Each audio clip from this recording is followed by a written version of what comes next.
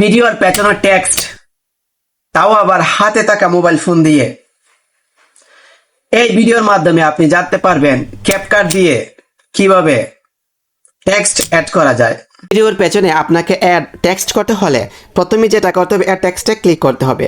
Add টেক্সটে click করার পরে আপনার পছন্দ অনুযায়ী এখানে যা দরকার সেটা লিখে নেবেন। আমি লিখে নিয়েছি টেক্সট। এখানে আমার টেক্সট লেখা হয়ে গেছে। এখন আপনাকে যেটা করতে হবে সেটা হলো আপনি এখান থেকে আপনার যে টেমপ্লেট, যে ডিজাইন, যে ফন্ট পছন্দ সেটা সেট করে নেবেন। এখন আপনাকে যেটা করতে হবে, আমার যে প্রথম যে ভিডিওটা ছিল সেটার মধ্যে ক্লিক করে নেবেন। ক্লিক করে নেওয়ার পরে আপনাকে যেটা করতে হবে, আপনাকে খুঁজে দেখতে হবে ডুপ্লিকেট কোথায় রয়েছে। ডুপ্লিকেট পাওয়ার পর আপনি ডুপ্লিকেটে ক্লিক করবেন।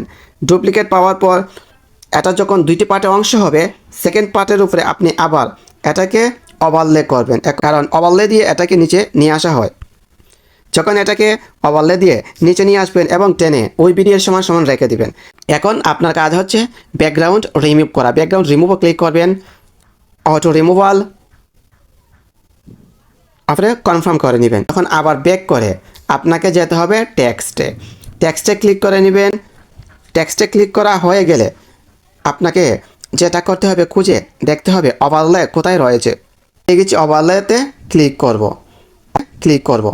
ওভারলেতে ক্লিক করার পরে দেখবেন এখানে রয়েছে টেক্সটের উপরে চাপ দিয়ে ধরবেন এবং পূর্বের যে ভিডিওর একটি ছবি রয়েছে সেটার উপরে এনে দিবেন। এখন দেখেন লেখাটা খুব সুন্দরভাবে পেছনে চলে গেছে।